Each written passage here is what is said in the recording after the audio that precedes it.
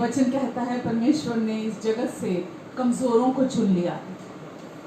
उन्हें नहीं चुना जो बलवान थे, उन्हें नहीं चुना जो बहुत बुद्धिमान थे, जो बहुत समझदार थे, उन्हें नहीं चुना जो बहुत नाम वाले थे, रुतबे वाले थे, पावर में थे, अथॉरिटी के साथ थे। उन्हें नहीं चुना परमेश्वर ने उन्हें चुना जो निर्बल थे, जो कमजोर थे, जो तुच्छ थे, जो जिनकी गिनती दुनिया कुछ नहीं है में करती है। वचन कहता है परमेश्वर ने उन्हें चुन लिया ताकि जो कुछ समझते हैं अपने आप को वो लज्जित हों। निर्बलों को चुना ताकि बलवान शर्मिंदा हों। कमजोरों को चुना परमेश्वर ने, मूर्खों को चुना ताकि ज्ञानवान लज्जित हों। आमीन। परमेश्वर ने जो किया वो इस संसार के लोग समझ नहीं सकते हैं।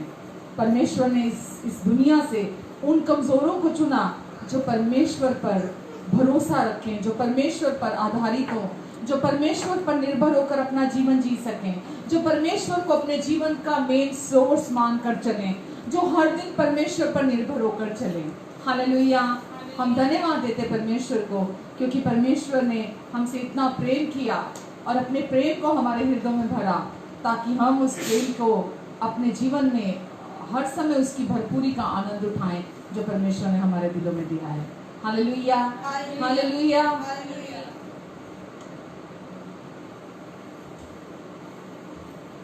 धन्यवाद प्रभु।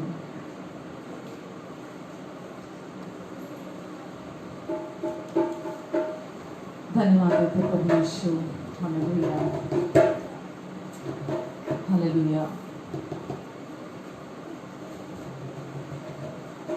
मेरे मन में तू ही तू, मेरी नस्ल में तू ही तू, मेरे होठों पे तू ही तू,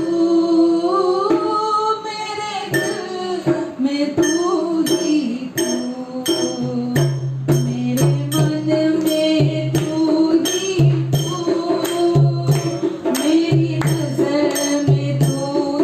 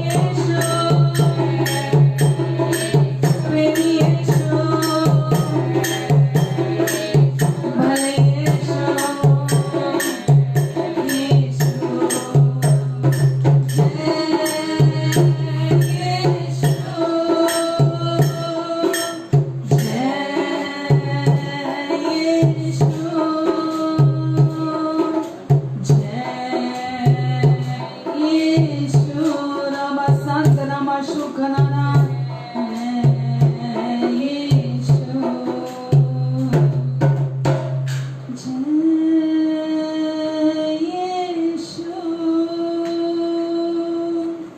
जय यीशु, जय यीशु, जय यीशु। आमेन, आमेन। सच में प्रभु बहुत अच्छे यीशु हैं। वो प्रेम करने वाले प्रभु हैं, वो अच्छे प्रभु हैं, वो अपनी भलाइयों को निरंतर हमारे जीवन में प्रकट करने वाले प्रभु हैं। हम दिन रात हर सांस के साथ यीशु को धन्यवाद देते हैं, क्योंकि हम यीशु में जिंदा हैं। हमारा जीवन प्रभु यीशु मसीह में है। वचन कहता है हम यीशु में जिंदा हैं, हम उसी में सांसें लेते हैं और हम उसी में चलते और फिरते हैं। आमेन। आज हमारा जीवन मसीह यीशु में छिपा हुआ है। आज हमारा जीवन मसीह में है, विद्यमान है, और आज हम मसीह यीशु में हैं, और हम आज मसीह यीशु में स्वर्गीय स्थानों में पिता के साथ बिठा दिए गए हैं। आमीन, हालेलुया, हालेलुया। पिता, हम आपको धन्यवाद देते हैं। हम धन्यवाद देते हैं यीशु आपके प्यार के लिए। प्रभु, आपका प्यार हमारी हिम्मत, हमारी ताकत है। यीशु, आपका प्यार महान है। प्रभु, धन्यवाद यीशु। जेड़े यीशु दे प्यार विच रंग गए, जेड़े यीशु दे प्यार विच रंग गए, और लोका कोलो ना संग दे।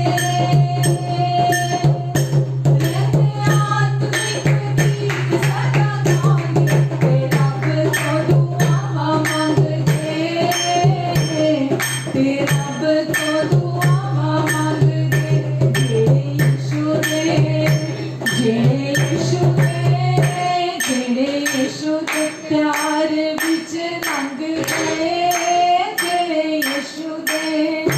जेड़े यीशु दे प्यार विच रंग गए, वो लोका कोलो ना संग दे।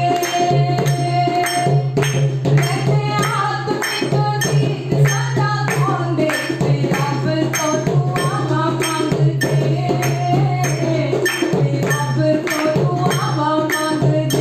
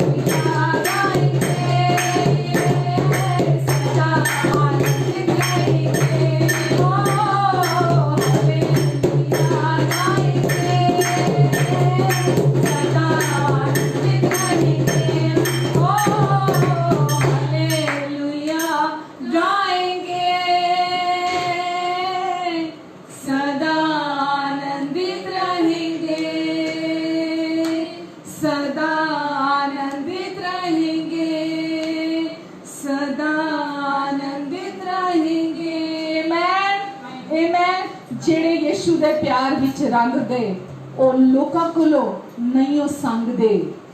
वो लोगों से शर्माते नहीं है। रहते आत्मिक गीत सदा गाਉਂਦੇ ਤੇ ਰੱਬ ਤੋਂ ਦੁਆਵਾਂ ਮੰਗਦੇ, ਦੂਜਿਆਂ ਲਈ, ਇੱਕ ਦੂਜੇ ਲਈ ਰੱਬ ਤੋਂ ਦੁਆਵਾਂ ਮੰਗਦੇ। ਆਮੇਨ। ਜਿਹੜੇ ਯीशु ਦੇ ਪਿਆਰ ਵਿੱਚ ਰੰਗ ਗਏ ਉਹ ਸਦਾ ਦੂਜੇ ਦੀ ਸੁੱਖ ਮੰਗਦੇ। ਜਿਹੜੇ ਯीशु ਦੇ ਪਿਆਰ ਵਿੱਚ ਰੰਗ ਗਏ ਉਹ ਦੂਜਿਆਂ ਲਈ ਦੁਆਵਾਂ ਕਰਦੇ। ਆਮੇਨ। ਜਿਹੜੇ ਯीशु ਦੇ ਪਿਆਰ ਵਿੱਚ ਰੰਗ ਗਏ ਉਹ ਫਿਰ ਦੂਜਿਆਂ ਤੋਂ ਨਹੀਂ ਸੰਗਦੇ। ਆਮੇਨ। ਹਾਲੇਲੂਇਆ। सदा आत्मिक गीत रहंदे गाਉਂਦੇ ते रब तो दुआवां मांगदे। हालेलुया गाएंगे, सदा आनंदित रहेंगे। आमीन। सदा आनंदित रहेंगे क्योंकि यीशु हम में है, हम यीशु में हैं। आमीन। पिता हम धन्यवाद देते हैं आज के समय के लिए। धन्यवाद देते परमेश्वर, आपने ये समय और मौका दिया हमें। हम एक बार फिर स्तुति आराधना आत्मा और सच्चाई से गा सकें, आत्मा और सच्चाई से कर सकें, क्योंकि आज हम मसीह में अपनी पहचान को जानते हैं। पिता, ये समय पर आपने अपना अभिषेक दिया है। हर सुनने देखने वाले पर परमेश्वर आपका अनुग्रहकारी हाथ बना रहे। परमेश्वर, आपकी इच्छा, योजना, उद्देश्य आज मुझ में से होकर मेरे द्वारा मेरे चारों ओर पूरी हो जाए। परमेश्वर, आज जिस उद्देश्य से आपने हमें इकट्ठा किया है पिता, आप उसे पूरा करने जा रहे हैं पवित्र आत्मा के द्वारा अपने अनुग्रह से। और परमेश्वर, आज हम आपकी ओर ताकते हैं और पवित्र आत्मा जी आपकी मदद और सहायता मांगते हैं। पवित्र आत्मा जी, आप सबकी सहायता करेंगे, सबकी जरूरतों को पूरा करेंगे। और जो लोग पवित्र आत्मा जी आपको अपने जीवन में चाहते हैं, आप उन्हें आज अपनी उपस्थिति से बहाल करेंगे, निहाल करेंगे। आज हर सुनने देखने वाला आज पवित्र आत्मा का मंदिर बन जाए यीशु के नाम से। आमीन, आमीन, आमीन। Hallelujah, hallelujah. आज फिर से हम इकट्ठे हैं, हम एक साथ हैं और आज हम प्रभु में होकर उनकी स्तुति, उनकी आराधना हमें भर देती है। हमें मजबूरी में स्तुति आराधना रोकना पड़ता है समय को देखते हुए, वरन ऐसा लगता है कि ये स्तुति आराधना चलती रहे, हम लगातार स्तुति आराधना करते रहे, क्योंकि स्तुति और आराधना हमें परमेश्वर के प्रति और धन्यवादी बनाती है। हम उनके उपकारों को याद करते हैं जो उन्होंने हमारे जीवन में किए, जो हमारे साथ किए, हमारे लिए किए, हमारे अपनों के जीवन में किए, और हम उन सारी चीज़ों को याद करते हैं अपनी ज़िंदगी में और हम धन्यवादी होते हैं। हम खुद को जानते हैं, हम कौन थे, हम क्या थे, और परमेश्वर ने कैसे हमें अपने प्यार से हमें बदला, हमारे जीवन को नया किया, हमें पवित्र आत्मा से भरा और हमारी ज़िंदगी को अपनी महिमा का घर बनाया और अपने लिए परमेश्वर आज इस्तेमाल कर रहे हैं। आमीन। तो जब हम स्तुति आराधना करते हैं, मैंने कहीं पढ़ा था कि जब हम स्तुति आराधना करते हैं तो हम और भी सुंदर लगते हैं, हम और भी खूबसूरत दिखते हैं जब हम स्तुति आराधना करते हैं, क्योंकि स्तुति हमारे चेहरों पर सूट करती है हमारी नई पहचान के साथ। जब हम प्रभु में हैं, हम आनंदित होकर, हम खुशी के साथ, हम आज़ादी के साथ प्रभु की स्तुति आराधना करते हैं। आमीन। हम उस छुटकारे को अपने जीवन में बोलते हैं जो छुटकारा प्रभु यीशु ने हमें दिया है, और यीशु के पूरे वो कार्य को आज हम जानते हैं। और आज हम जब स्तुति आराधना करते हैं, हम वो रूढ़िवादी स्तुति आराधना नहीं करते। हम आज जानते हैं कि हम आज जिसे जानते हैं, हम किसी अनजाने ईश्वर की स्तुति आराधना नहीं कर रहे कि हम जानते नहीं है वो कौन है, वो कहाँ रहता है, वो कैसा है। आज हम जिसे जानते हैं, आज हम उसकी स्तुति करते हैं। जिसे हम जानते हैं, हम उसके विषय में ही नहीं जानते, हम उसे निजी तौर पर आज जानते हैं। आज उसके साथ हमारा सुंदर रिश्ता है, आज हम इस प्रभु के साथ एकता में हैं, आज हम उसके साथ हमेशा के लिए जुड़ चुके हैं। आमीन। और आज हम जब जिसे जानते हैं, आज हम उसकी स्तुति और आराधना करते हैं। ये सचमुच में ऐसा है कि हम और स्वर्ग और परमेश्वर, हम सब एक हैं, हम अलग नहीं। पिता, पुत्र, पवित्र आत्मा और हम एक हैं, हम उनके साथ एकता में हैं। और जब हम उस एकता में स्तुति आराधना करते हैं, ये सचमुच में एक अनुभव करने वाली बात है कि जब हम प्रभु यीशु में होकर जब हम पिता की स्तुति, पिता की आराधना करते हैं, ये हमारे जीवन को कैसा आनंद देती है।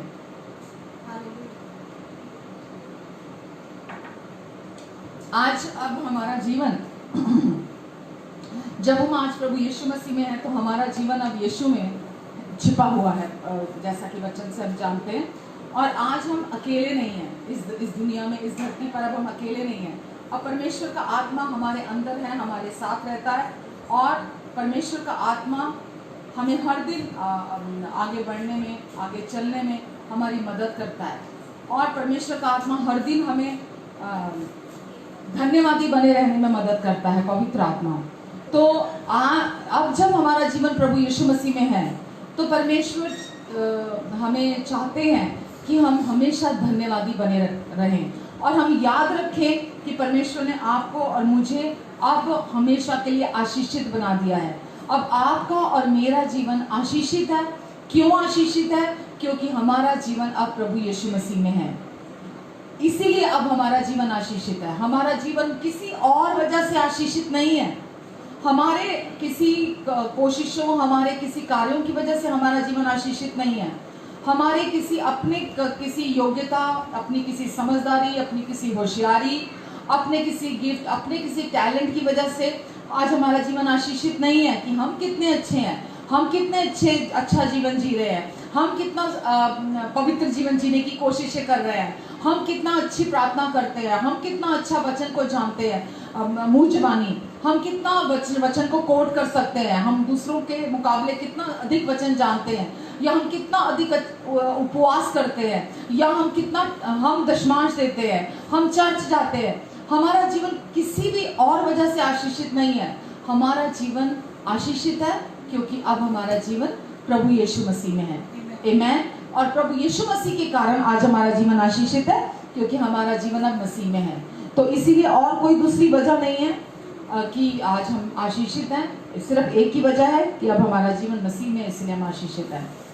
और जब हम प्रभु यीशु मसीह के पास आते हैं अपनी माफ़ी पाने के लिए, और जब हम माफ़ी पाने के लिए आते हैं तो उस समय पर हमारा मन फिराव होता है। वास्तविक मन फिराव हमारा तब होता है जब हम लोग वो बार बार कहते हैं पश्चाताप करो, पश्चाताप करो, पश्चाताप करो। पश्चाताप करो का क्या अर्थ है? पश्चाताप करो का अर्थ है बार बार अपने पापों को अंगीकार करना, क्या बार बार अपना एक एक पाप गिन कर याद कर कर उन पापों की माफ़ी मांगना और उन पापों का पश्चाताप करना? क्या यह पश्चाताप है? पश्चाताप करना का अर्थ है, या रिपेंटेंस का अर्थ है मन को फिराना। मन को फिराना मतलब जो आप पहले आपकी सोच थी, जो विश्वास था, उससे पूरी रीति से आप अपना मन फिराते हैं। और आप अपना मन फिराते हैं जब आप यीशु मसीह के पास आते हैं, आप माफ़ी पाने के लिए यीशु के पास आते हैं। तो यीशु ने जो क्रूस पर काम पूरा कर दिया, और उस क्रूस पर पूरा हुए कार्य को अपने जीवन में विश्वास से आप ग्रहण करते हैं।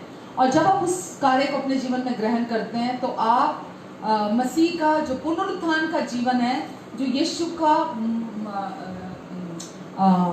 मरकर जी उठने का जीवन है, उससे हमें जीवन प्राप्त हुआ। जो यीशु जब मरकर जी उठे, हम भी यीशु के साथ उस समय मरकर जी उठे, और हम यीशु के साथ क्रूस पर भी एक थे। जब यीशु क्रूस पर हमारे पापों की कीमत चुकाने जा रहे थे, परमेश्वर ने हमें आत्मिक मृत्यु से छुड़ाया। वो आत्मिक मृत्यु जो पहले आदम के द्वारा मानव जाति में हर एक मनुष्य के डीएनए के थ्रू हर मानव जाति, हर व्यक्ति के जीवन में जिस आत्मिक मृत्यु ने जगह बनाई थी। आत्मिक मृत्यु का अर्थ यह है कि परमेश्वर के जीवन से अलग हो जाना, परमेश्वर की महिमा से अलग हो जाना। परमेश्वर के साथ रिश्ता आप नहीं बना सकते जब तक आत्मिक मृत्यु की स्थिति में कोई व्यक्ति बना हुआ है। तो जब हमने प्रभु यीशु मसीह के पास आए अपने पापों की माफ़ी के लिए, हमने यीशु से अपने पापों की माफ़ी स्वीकार की, तो क्या सबसे पहले मन फिराव क्या हुआ? हमने सबसे पहले यह बात ग्रहण की कि अब यीशु ने मुझे आत्मिक मृत्यु से हमेशा के लिए छुड़ा लिया है। वो आत्मिक मृत्यु जो आदम के द्वारा पूरी मानव जाति, पूरे संसार में हर व्यक्ति के भीतर प्रवेश की थी, उस आत्मिक मृत्यु से मुझे छुड़ा लिया गया है। परमेश्वर ने मुझे पूरी रीति से उस आत्मिक मृत्यु से आजाद कर दिया है और अब मुझे अपना पुनरुत्थान का जीवन, जो रेजरेक्शन लाइफ थी प्रभु यीशु मसीह की, वो मुझे दे दी है। और अब मेरा जीवन उस जो पुनरुत्थान का जीवन है, जो यीशु की रेजरेक्टेड लाइफ थी, अब मेरा जीवन उसमें है, मैंने उसमें पाया है। और यीशु ने जो क्रूस पर काम पूरा किया, उस पूरा किए हुए कार्य पर विश्वास करने, वचन में लिखा है, अनुग्रह से हमारा उद्धार हुआ है। और उस अनुग्रह से, जिससे परमेश्वर ने हमारा उद्धार किया, उस अनुग्रह पर विश्वास करने के द्वारा जब कोई व्यक्ति, परमेश्वर ने जो क्रूस पर काम पूरा किया, जब उस क्रूस पर पूरा हुए कार्य पर कोई व्यक्ति विश्वास करता है, तो अनुग्रह से परमेश्वर उस व्यक्ति का उद्धार करते हैं। तो जब कोई व्यक्ति यीशु मसीह के उस क्रूस पर पूरा हुए कार्य पर विश्वास करता है और उस पुनरुत्थान के जीवन पर विश्वास करता है, तो परमेश्वर उसी समय उसको अपने राज्य में, परमेश्वर के राज्य में, परमेश्वर उसको नया जन्म देते हैं। उस व्यक्ति का नया जन्म होता है। जैसे ही कोई व्यक्ति, परमेश्वर ने यूहन्ना में लिखा, यूहन्ना 3 में, जब तक कोई मनुष्य नए सिरे से ना जन्मे, जब तक कोई व्यक्ति नए सिरे से ना जन्मे, वो परमेश्वर के राज्य में प्रवेश नहीं कर सकता। तो कोई भी व्यक्ति जो जब तक नए सिरे से नहीं जन्मता, इसका अर्थ है जब तक कोई व्यक्ति प्रभु यीशु मसीह और उनके क्रूस पर पूरा हुए कार्य पर, वो उद्धार और छुटकारे के काम पर विश्वास नहीं करता, निजी तौर पर अपने लिए, वो नए सिरे से जन्म नहीं ले सकता।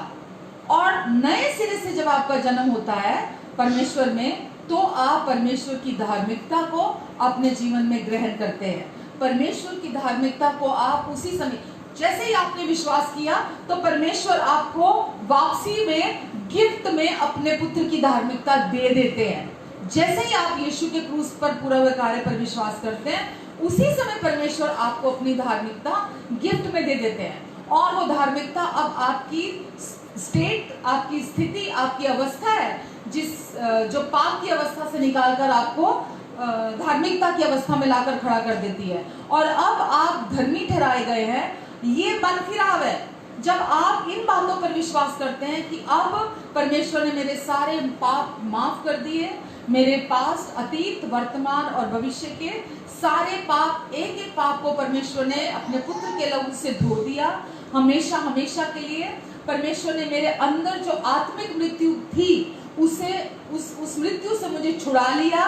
और परमेश्वर ने यीशु के क्रूस पर पूरा हुए कार्य के द्वारा, और वो जीवन जो यीशु ने पुनरुत्थान का, जो रेजरेक्शन लाइफ प्रभु यीशु मसीह की है, वो उसके द्वारा मुझे नया जीवन दे दिया।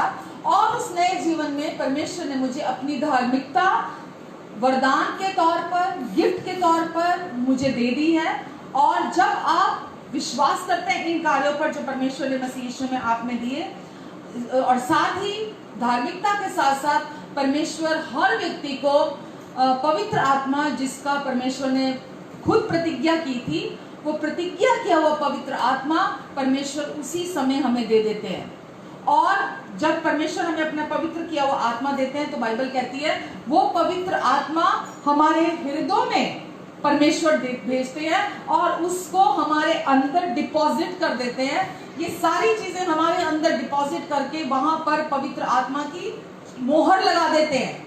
हमारे हृदय पर पवित्र आत्मा की मोहर लगा देते हैं, सब कुछ परमेश्वर हमारे अंदर डालकर। और परमेश्वर हमें हमेशा के लिए अपने साथ एक कर लेते हैं। फिर हम और परमेश्वर दो नहीं, हम और परमेश्वर हमेशा के लिए एक हो जाते हैं। तो परमेश्वर चाहते हैं हम इन सच्चाइयों पर जो परमेश्वर ने हमें मसीह यीशु में दी है, हम विश्वास से, साधारण विश्वास के द्वारा, इसके लिए कोई इसे कुछ पेचीदा करने की जरूरत नहीं है, साधारण विश्वास के द्वारा हम इन सच्चाइयों को अपने हृदय में, अपने जीवन में इन्हें ग्रहण करते हैं। और अब ये विरासत ये परमेश्वर ने हमें दी है कि अब हम यीशु के साथ हमेशा के लिए एकता में हैं। तो यह है पश्चाताप करना, जिसका वास्तव में अर्थ है मन फिराव करना, मन को अपने पूरी तरह से परमेश्वर की सच्चाई की ओर फेर देना, परमेश्वर की सच्चाई की ओर मोड़ देना। बहुत लोग बोलते हैं कि मुझे परमेश्वर पवित्र आत्मा से भर दे, परमेश्वर मुझे पवित्र आत्मा पता नहीं कब देंगे, पता नहीं कब पवित्र आत्मा मेरे अंदर आएंगे। जैसा मैंने अभी आपको कहा, परमेश्वर ने पवित्र आत्मा हर एक के लिए, हर विश्वासी के लिए पवित्र आत्मा परमेश्वर ने दे दिया है। जो कोई भी यीशु के पास आता है, प्रभु यीशु मसीह और उनके क्रूस पर पूरा किए हुए काम पर विश्वास करता है, परमेश्वर उस व्यक्ति को अपनी धार्मिकता, नए जन्म के साथ और पवित्र आत्मा जिसका परमेश्वर ने प्रॉमिस किया है, परमेश्वर अपने पवित्र आत्मा को भी उसी समय दे देते हैं। आमेन। तो परमेश्वर इंतजार नहीं कर रहे आपकी कि पहले अभी और सुधर जा, पहले अभी और थोड़ा अच्छे काम कर, पहले अभी थोड़ा और बदल, पहले तभी थोड़ा और चल, तू थोड़ा दौड़, फिर मैं देखूंगा कि तू इसके योग्य है या नहीं है। परमेश्वर ऐसा नहीं कहते हमारी जिंदगी में।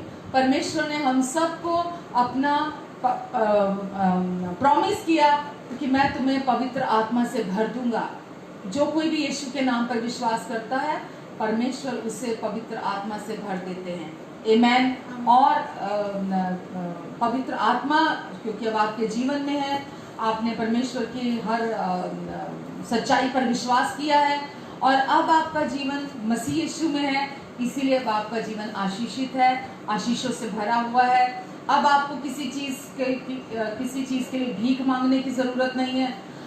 जैसा कि मैं अभी संडे के मैसेज में बोल रही थी कि दाऊद ने भी प्रार्थना की और आज भी लोग वही प्रार्थना करते हैं कि हे परमेश्वर अपने आत्मा को मुझसे अलग मत कर, हे परमेश्वर मुझे अपनी उपस्थिति से अलग मत कर, अपने आत्मा को मुझसे अलग मत कर। आज भी लोग यही प्रार्थना करते हैं कि हे परमेश्वर अपने आत्मा को मुझसे अलग मत कर, हे परमेश्वर अपनी उपस्थिति को मुझसे अलग मत कर, हे परमेश्वर मुझे भर दे, हे परमेश्वर मैं तेरा भूखा हूँ, हे परमेश्वर मेरे, मतलब आप समझिए इस बात को, जो सच्चाइयाँ क्रूस पर यीशु ने पूरी की, आज भी लोग उसके विपरीत प्रार्थना कर रहे हैं। आप जानते हैं परमेश्वर उस प्रार्थना को कभी नहीं सुनते जो उनकी इच्छा के विरुद्ध में है। परमेश्वर उस प्रार्थना को कभी नहीं सुनते। जिस चीज को वो पहले ही प्रोवाइड करा चुके हैं, जो चीज वो पहले ही दे चुके हैं, वो कैसे उस चीज को आपकी उस प्रार्थना को सुनेंगे। वो चाहते हैं जो उन्होंने आपको पहले ही दे दिया उसे आप अपने जीवन में विश्वास के द्वारा ग्रहण करें। जो उन्होंने दे दिया आपको, जैसे हमने पापों की क्षमा जब यीशु ने हमें क्रूस पर प्रोवाइड कराई, हमने विश्वास के द्वारा पापों की क्षमा को अपने जीवन में ग्रहण किया। विश्वास के द्वारा प्रभु यीशु मसीह और उनके क्रूस पर पूरा हुए कार्य के द्वारा हमने उस माफी को रिसीव किया। तो परमेश्वर चाहते हैं कि जो जो सच्चाइयां उन्होंने अपने वचन में हमें दे दी हैं, हम विश्वास के द्वारा उसे अपने जीवन में हमेशा के लिए रिसीव करें जो परमेश्वर ने हमें दिया है। इफिसियों 1:13-14 में लिखा है कि परमेश्वर ने अपना पवित्र आत्मा हमें दिया है। मैं बाइबल में आपके साथ देखना चाहूंगी, इफिसियों 1:13-14। और उसी में तुम पर भी जब तुमने सत्य का वचन सुना, जो तुम्हारे उद्धार का सुसमाचार है, और जिस पर तुमने विश्वास किया, प्रतिज्ञा की हुए पवित्र आत्मा की छाप लगी। देखा आपने कि जिस समय आपने उद्धार का सुसमाचार सुना, जिस क्षण आपने उद्धार का सुसमाचार सुना, उस पर विश्वास किया, उसी समय परमेश्वर ने पवित्र आत्मा को आपके हृदय में भेजा, आपके अंदर पवित्र आत्मा की मोहर लगा दी, पक्की परमानेंट मोहर आपके अंदर लग गई है। तो अब आपको आपका पाप, आपकी गलती, आपका कोई गुनाह पवित्र आत्मा को आपसे अलग कभी नहीं कर सकता। पवित्र आत्मा कभी भी आपको छोड़कर नहीं जाएंगे। मैं ऐसे प्रचारकों को सुनती हूँ जो बहुत मशहूर, बहुत बड़ी बड़ी कलीसियाओं के प्रचारक हैं, उनको मैं सुनती हूँ जिनके नाम हैं आज। वो बोलते हैं जब आप पाप करते हैं, जब आप गलती करते हैं, पवित्र आत्मा कबूतर है, वो आपको छोड़कर उड़ जाता है। जब आप अनाज्ञाकारिता करते हैं तो पवित्र आत्मा आपको छोड़कर चला जाता है। मुझे नहीं मालूम कि ये कहां से वचन वो बोलते हैं, पर ये परमेश्वर के वचन की सच्चाई नहीं है। वचन कहता है परमेश्वर ने अपना पवित्र आत्मा हमें दिया, और उसी समय जब हमने उद्धार का सुसमाचार सुना और उस सुसमाचार पर हमने विश्वास किया, तो परमेश्वर ने हमारे भीतर पवित्र आत्मा की उस प्रतिज्ञा किए हुए, कौन से प्रतिज्ञा किए हुए पवित्र आत्मा की छाप लगा दी। तो जब आप प्रभु यीशु मसीह के क्रूस पर पूरा किए हुए कार्य पर विश्वास करते हैं, तो प्रतिज्ञा किया हुआ आत्मा, जो परमेश्वर ने कहा कि मैं अपना पवित्र आत्मा तुम्हारे हृदयों में भेजूंगा, वो तुम्हें सिखाएगा कि तुम्हें कैसे चलना है उस मार्ग पर जिस पे परमेश्वर चाहते हैं तुम चलो। तो वो पवित्र आत्मा तुम्हें उस मार्ग पर चलना सिखाएगा। तो वो पवित्र आत्मा हमेशा के लिए अब हमारे हृदयों में भेज दिया गया है और अब पवित्र आत्मा की छाप हमारे अंदर लग चुकी है। तो आपको पवित्र आत्मा, ये इस झूठ में जीने की जरूरत नहीं है कि जब आप कोई गलती करेंगे या पाप करेंगे तो पवित्र आत्मा आपको छोड़कर चले जाएंगे। ऐसा कभी नहीं होगा, कभी नहीं होगा, कभी नहीं होगा कि पवित्र आत्मा आपको छोड़कर चले जाएं। हालेलुया। वो हमेशा के लिए अब आपके अंदर आकर रहने लगे हैं, हमेशा के लिए अब वो आप उनका घर हैं। कुरिन्थियों में पौलुस ने एक जगह पर जब लोगों को पाप करते हुए देखा तो उसने आकर उन्हें पाप का दोष नहीं लगाया। उसने आकर उन लोगों से कहा, कुरिन्थी के लोगों को, कि क्या तुम भूल गए कि तुम पवित्र आत्मा का मंदिर हो और परमेश्वर का आत्मा तुम्हारे अंदर रहता है। तो उसने उनको आकर उनकी उस पहचान के बारे में, उस सच्चाई के बारे में वापस याद दिलाया। उसने ये नहीं कहा कि परमेश्वर का आत्मा तुम्हें छोड़कर चला जाएगा। उसने उन्हें ये याद दिलाया कि तुम भूल गए कि तुम तो पवित्र आत्मा का मंदिर हो और परमेश्वर का आत्मा तुम्हारे अंदर हमेशा के लिए वास करता है। और परमेश्वर का आत्मा जब एक बार हमारे अंदर आ जाता है तो वो हमें छोड़कर नहीं जाता। आमीन, हालेलुया। वो हमेशा के लिए हमारे अंदर आकर रहने लगता है। Hallelujah, hallelujah. एक और आयत देखना चाहूंगी मैं।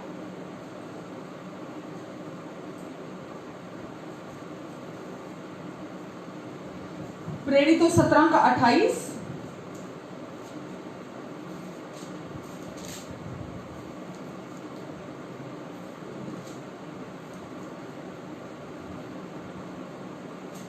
क्योंकि हम उसी में जीवित रहते।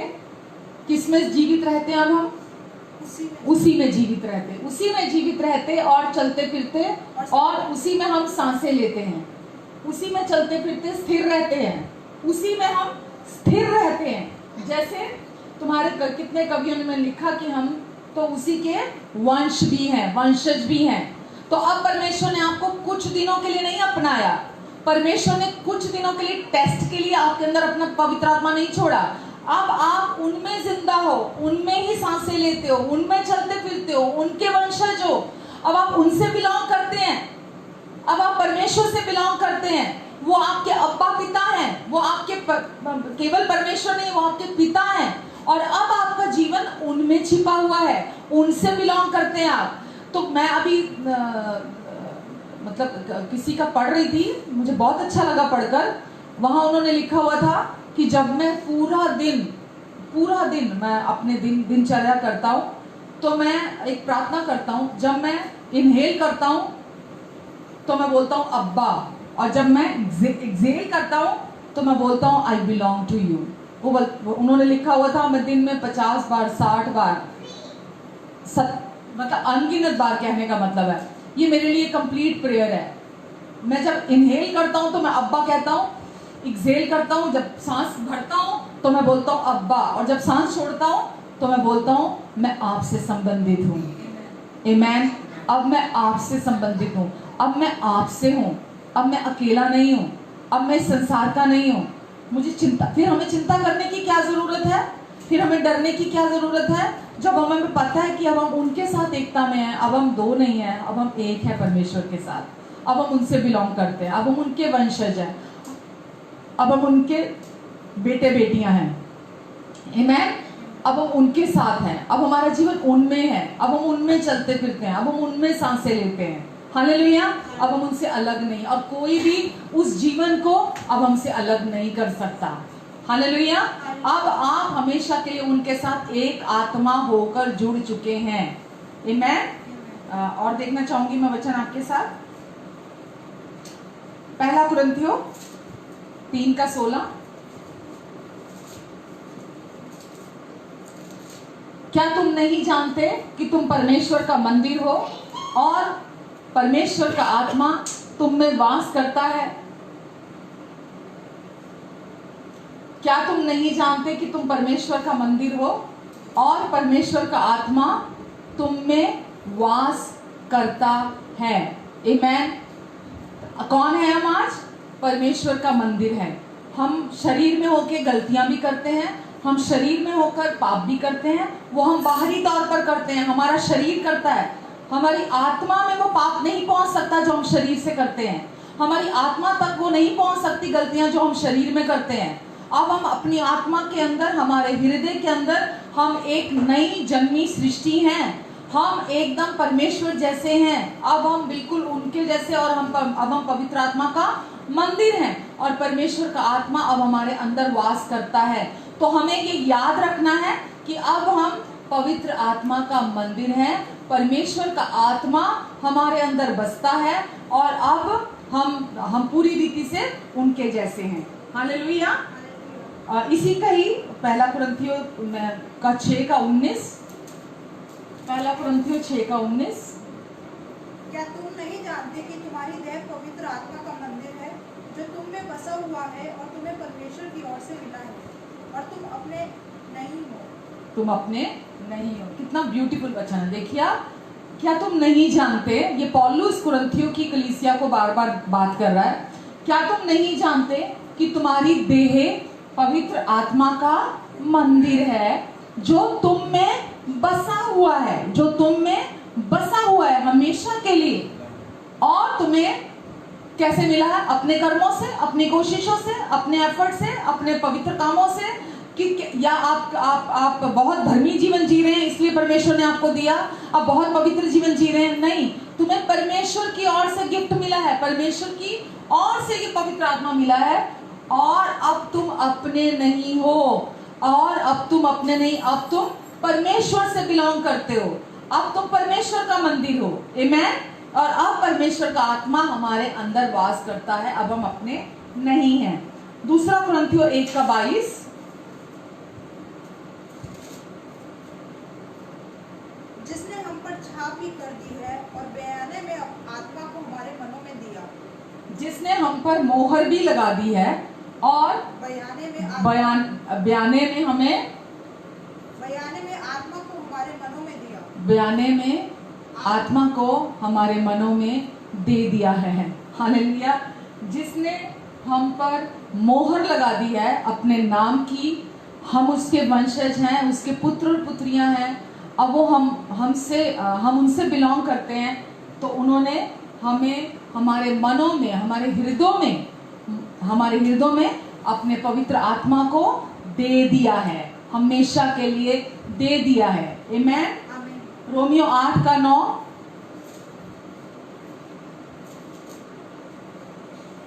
परंतु जबकि परमेश्वर का आत्मा तुम में बसता है तो तुम शारीरिक दशा में नहीं परंतु आत्मिक दशा में हो। क्योंकि जब परमेश्वर का आत्मा तुम में बसता है तो तुम शारीरिक दशा में नहीं हो, अब तुम आत्मिक दशा में हो। आमेन। जब परमेश्वर का आत्मा हमारे अंदर बसता है तो हम अब एक आत्मिक जन है, हम शारीरिक जन नहीं है। क्योंकि पहले हमारे अंदर आत्मिक मृत्यु थी जो आदम से हमारे पास आई थी, लेकिन परमेश्वर ने प्रभु यीशु के क्रूस पर पूरा किए हुए कार्य के द्वारा हमें उस आत्मिक मृत्यु से हमेशा के लिए छुड़ा लिया। और अब हमारे अंदर परमेश्वर ने अपना जीवन फूंक दिया, अपना जीवन वापस डाल दिया अपने पवित्र आत्मा के द्वारा। और अब हम शारीरिक दशा में नहीं परंतु आत्मिक दशा में हैं। अब हम एक आत्मा है, अब हम शरीर नहीं है, अब हम मन नहीं है, अब हम एक आत्मा है। समझ पा रहे हैं आप? अब हम एक आत्मा है। हमारी सच्चाई क्या है? जो हम आत्मा में है। हमारी रियलिटी क्या है? वो जो अब हम आत्मा में है। हम जो हमारी पहचान अब आत्मा में है। आत्मा में कौन है? अब हम आत्मा में अब हम माफ किए गए हैं। आत्मा में अब हम परमेश्वर के प्रिय हैं। अब हम आत्मा में परमेश्वर ने पवित्र आत्मा की मोहर लगा दी है। अब हम पूरी रीति से आशीषित ठहरा दिए गए हैं। अब हम पवित्र हैं, धर्मी हैं, सिद्ध ठहरा दिए गए हैं। अब हम बिल्कुल परमेश्वर के स्वरूप और समानता में हैं। और अब परमेश्वर के प्यार से हमें कभी कोई अलग नहीं कर सकता। अब हम बिल्कुल परमेश्वर के जैसे हैं। लेकिन हमें जरूरत है अपने मन फिराव की। जैसे जैसे हम अपना मन फिराव करते चले जाते हैं, वैसे वैसे उन सच्चाइयों को हम अपने जीवन में बाहरी तौर पर प्रगटीकरण उनका मैनिफेस्टेशन हम देखते हैं, जैसे जैसे हम विश्वास करते हैं इन सच्चाइयों पर। आमेन, हालेलुया। तो परमेश्वर चाहते हैं, उन्होंने जो अपना उद्धार हमें दिया है वो सचमुच में महान है। और परमेश्वर ने जो कुछ भी पहले आदम ने खो दिया था अपने अदन की वाटिका में, परमेश्वर ने मसीह यीशु में हमें उससे कई गुना बढ़कर हमें वापस लौटाया है, हमें कई गुना उसकी भरपाई की है परमेश्वर ने। तो अब संपूर्ण रीति से प्रभु यीशु मसीह ने हमें वापस दिया जो आदम ने खो दिया था अदन की वाटिका में। और पवित्र आत्मा ही है जो हमें उन सारी चीज़ों का एहसास दिलाते हैं। तो परमेश्वर ने अपने आत्मा को हमारे दिलों में भेजा है ताकि जो कुछ परमेश्वर ने हमें दिया है मसीह यीशु में, जो आदम में खो गया था, वो सारी चीज़ें पवित्र आत्मा हमें याद दिलाए। तो पवित्र आत्मा एक टीचर के तौर पर, एक गाइड के तौर पर परमेश्वर ने हमें दिए हैं। और आपको और मुझे पवित्र आत्मा को प्रतिदिन अनुमति देनी है अपनी जिंदगी में कि पवित्र आत्मा एक टीचर के तौर पर हमें प्रतिदिन सिखाएं, हमें प्रतिदिन उन सारी चीज़ों को एहसास कराएं, हमें याद दिलाएं कि परमेश्वर ने हमारे लिए क्या क्या कर दिया है। और जब हम पवित्र आत्मा को अपने जीवन में अनुमति देते हैं तो परमेश्वर हमारी जिंदगी में उन सारी चीज़ों को रिवील करते हैं। पवित्र आत्मा के साथ आप दिन भर डायलॉग करें, उनसे बात करें, उनसे सवाल करें, जो भी आपके मन में है आप उनसे पूछें, आप उनसे कहें, आप उनसे बात करें। दिन भर पवित्र आत्मा से बात करना ही प्रार्थना करना है। अब जब आप पवित्र आत्मा के अगुवाई में चलते हैं, पवित्र आत्मा से मदद मांगते हैं, भरोसा करते हैं, सहायता मांगते हैं, तो पवित्र आत्मा आपकी मदद करते हैं। बाइबल को अगर आप केवल जैसा ये पेपर और पन्ना है एक किस्म से, जो बाइबल के काले अक्षर है, केवल अगर आप लिखे हुए शब्दों को अगर आप पढ़ते हैं और केवल उसी पर ही उसी के अनुसार चलते हैं तो उससे आपको कोई लाभ होने वाला नहीं है। बहुत बार लोग फेसबुक पर भी आकर बहस करते हैं, फेसबुक पर भी आकर चीज़ें, क्योंकि वो खाली लिखे हुए वचन पर जाते हैं, पवित्र आत्मा की मदद से बाइबल नहीं पढ़ते हैं। वो उस प्रकाशन को जो परमेश्वर हमें देना चाहते हैं उन वचनों के द्वारा, पवित्र आत्मा के बिना आप बाइबल के वचन को नहीं समझ सकते हैं। पवित्र आत्मा के आपको प्रकाशन देते हैं जो कुछ भी उसमें लिखा है। जब तक जैसा कि जब तक आपको प्रेम का प्रकाशन नहीं मिलता वचन के द्वारा, तो आप प्रेम को कभी नहीं जान सकते। जब तक आपको अनुग्रह का प्रकाशन नहीं मिलता, आप अनुग्रह को नहीं जान सकते कि परमेश्वर का अनुग्रह क्या है। जब तक आपको धार्मिकता का प्रकाशन नहीं मिलता, आप पवित्र आत्मा के द्वारा ही इन चीजों के प्रकाशन को समझ सकते हैं। जब तक आप प्रकाशन परमेश्वर से नहीं प्राप्त करते, आप कभी भी उस वचन के जो उसके अंदर जो बहुमूल्य, जो उसका अर्थ है, जो परमेश्वर आप तक पहुंचाना चाहते हैं, जिस इरादे से वचन लिखा गया है, आप उसे कभी नहीं समझ सकते। अभी भी लोग बाहरी तौर पर लोगों को जज करते हैं, शारीरिक रीतियां, शारीरिक परंपराएं, शारीरिक चीजों के पीछे जाते हैं। वचन में लिखा है कि परमेश्वर ने पवित्र आत्मा के द्वारा हमारे हृदय का खतना किया है, हमारा अंदर से खतना किया है, हमें अंदर से बदला है परमेश्वर ने। तो बाहरी परंपराएं, बाहरी रीतियों के ऊपर इतना एम्फसाइज करना, केवल उन्हीं के अनुसार जीना, केवल उन्हीं के बारे में जानना, ये पवित्र आत्मा के द्वारा चलने वाला जीवन नहीं है। परमेश्वर ने हमें अपना जीवन दिया, वो पुनरुत्थान का जीवन हमारे अंदर दिया, ताकि हम पवित्र आत्मा के द्वारा पवित्र आत्मा को अनुमति दे और पवित्र आत्मा हम में से होकर हमारे द्वारा वो जीवन को जिए जो जीवन परमेश्वर ने हमारे अंदर रखा है। हम परमेश्वर के दिए हुए जीवन को अपनी कोशिशों से या शरीर के द्वारा नहीं जी सकते। कोई व्यक्ति भी जो जीवन आपके अंदर है, मेरे अंदर है, यीशु ने क्या बोला वचन में? मेरे बिना तुम कुछ नहीं कर सकते, मेरे बिना तुम कुछ नहीं कर सकते। प्रभु यीशु मसीह के बिना आप और मैं, हम कुछ नहीं कर सकते। तो आपको और मुझे केवल क्या करना है? हमें पवित्र आत्मा को प्रतिदिन अपने जीवन में ये अनुमति देनी है कि वो एक टीचर की तरह हमें गाइड करे, टीचर की तरह सिखाएं हमें, और हम जैसा वो हमें सिखाते हैं हम उसके अनुसार अपने जीवन में हम चलें। आमेन, आमेन। और सारी बातों में वो हमारी अगुवाई करें। वचन को अगर आप खाली पढ़ेंगे, आप एक दूसरे पर लाठियां चलाएंगे, अपने परिवार के लोगों पर लाठियां चलाएंगे, क्योंकि ऐसे इतने उदाहरण है मेरे पास। इतने लोगों को मैं जानती हूँ कि शुरुआत में जब उन्होंने वचन पढ़ना शुरू किया, वो एक अपने आप को एक दूसरे के साथ तुलना कर करके कि मैं उससे इस चीज में बेहतर हूँ, मैं उससे इस चीज में बेहतर हूँ, वो अपनी तुलना दूसरों के साथ कर करके फूलते रहते हैं। क्योंकि शरीर के काम यही है, जब जो कुछ भी आप शरीर के अनुसार करते हैं तो आप हमेशा उस घमंड में फूलते हैं और दूसरे के साथ तुलना कर करके खुश होते रहते हैं अपनी। तो ये बाइबल पढ़ने का तरीका नहीं है, वचन पढ़ने का ये तरीका नहीं है। वचन को आप पवित्र आत्मा की लीडिंग में ही पढ़ेंगे। जब आप पढ़ते हैं और जब भी आप वचन को पढ़ते हैं, वचन में यीशु को ढूंढे, वचन में यीशु को पढ़ें, वचन में यीशु को तलाशें आप। चाहे वो पुराना नियम है, चाहे वो नया नियम है, आप उसमें पवित्र आत्मा को, क्योंकि जब भी आप पवित्र आत्मा की अगुवाई में वचन पढ़ेंगे, पवित्र आत्मा आपको वचन में यीशु को दिखाएंगे। आमेन। तब आप वचन के सही अर्थ को और प्रकाशन को अपने जीवन में समझ पाएंगे। उसके बिना आप नहीं समझ सकते। हालेलुया। तो उद्धार जो परमेश्वर ने हमें दिया, वो परमेश्वर ने हमें अब अपने पुत्र और पुत्रियां बनाया। अब आप परमेश्वर के द्वारा, अब आप उनकी संतान हैं। परमेश्वर अब आपसे अत्यंत प्रसन्न है, क्योंकि आपने उनके क्रूस पर पूरा किए हुए उनके उद्धार के काम पर विश्वास किया है।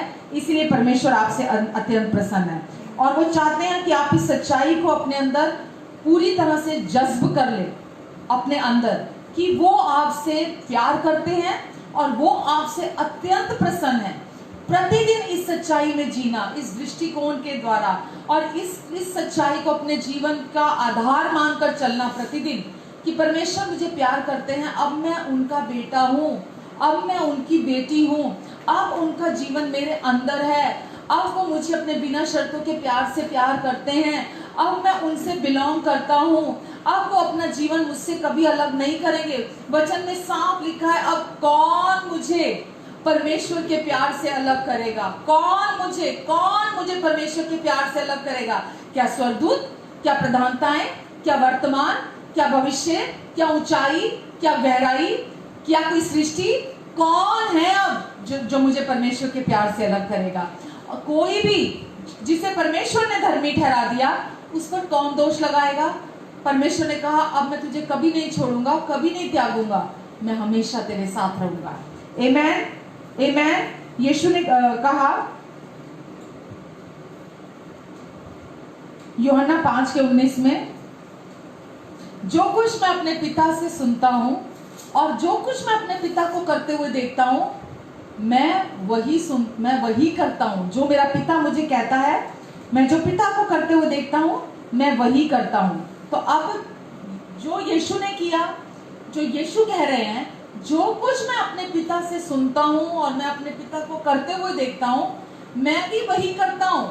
तो परमेश्वर अब आपके और मेरे जीवन से क्या चाहते हैं? कि हम भी जो कुछ भी हम पिता से सुनते हैं, जो कुछ भी हम पिता को करते हुए देखते हैं, हम भी वही करें। हमारा जीवन भी यही होना चाहिए।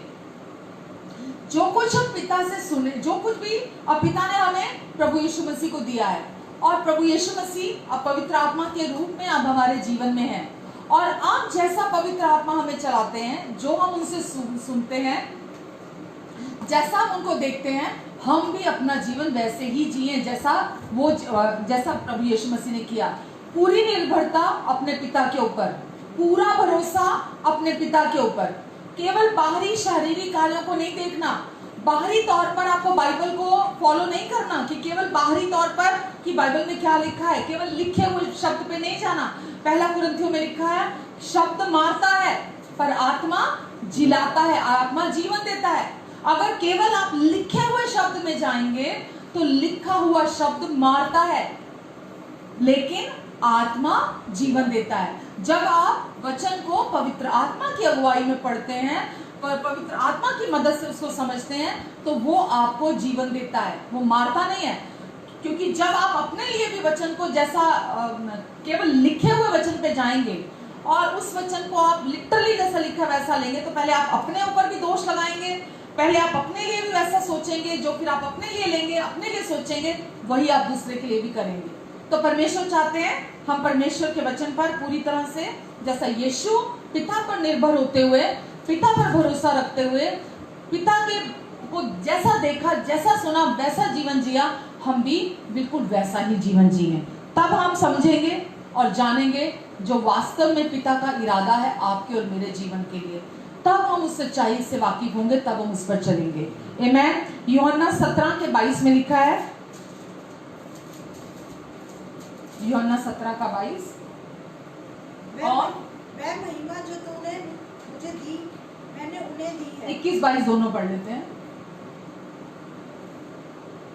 कि वे सब एक हो, जैसा तू है पिता मुझ में है और मैं तुझ में हूँ, वैसे ही वह भी हम में हो, जिससे संसार विश्वास करे कि तू ही ने मुझे भेजा कि है। जैसा पिता तू और मैं हैं, हम एक हैं।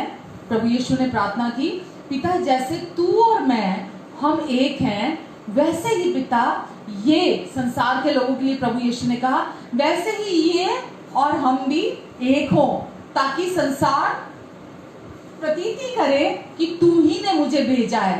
प्रभु यीशु ने क्या कहा पिता से, कि ये संसार ये विश्वास कर ले कि तूने ही मुझे भेजा है। 22 में क्या लिखा है?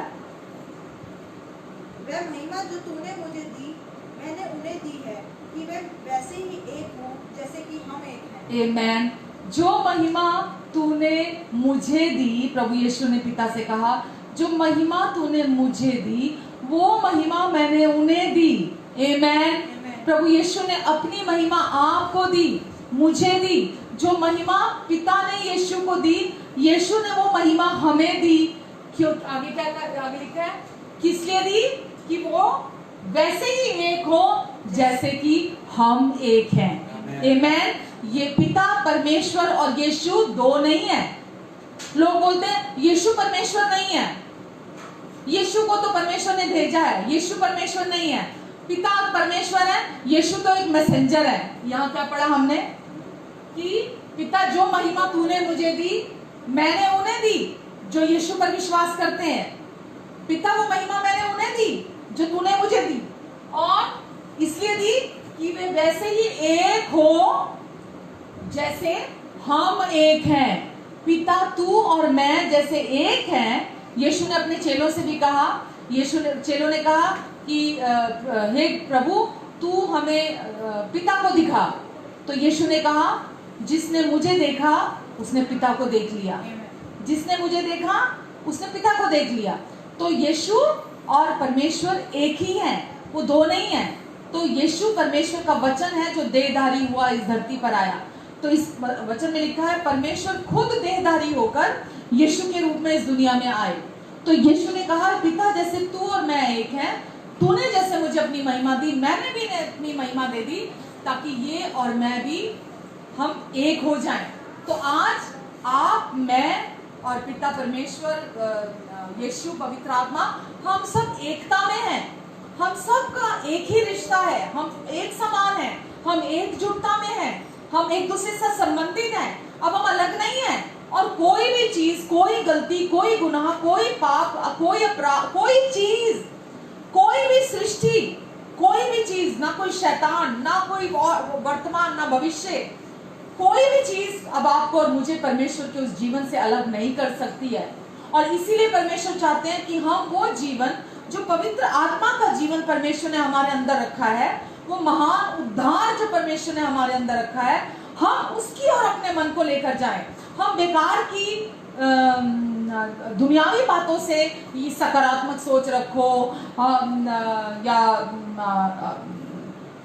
जैसा हम ये संसार में जो मनोवैज्ञानिक कहते हैं कि जी अपने विषय में सोचो, अच्छा सोचो, पॉजिटिव सोचो, है ना। हमें उन चीजों में, एक विश्वासी को उन चीजों में नहीं जाना। आपको और मुझे उन चीजों में नहीं घुसना है, उन चीजों में नहीं जाना।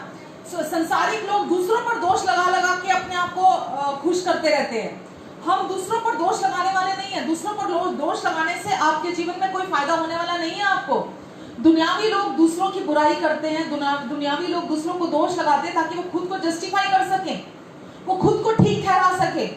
हम खुद को ठीक, दूसरे को दोष लगाकर हम खुद को ठीक नहीं ठहराते हैं। हम दूसरों पर दोष लगाकर अपने आप को जस्टिफाई नहीं करते हैं। ये कहां से आया था मालूम? ये आदम से आया था। जब आदम और हव्वा ने फल खाया था तो परमेश्वर आए थे आदम और हव्वा के पास और आदम से आवाज लगा के जब पूछा, आदम आदम तू कहाँ है? तो आदम ने बोला मैं डर कर छिप गया था। और परमेश्वर ने बोला जो मैंने फल खाने को तुझे मना किया था क्या तूने उसका फल खा लिया?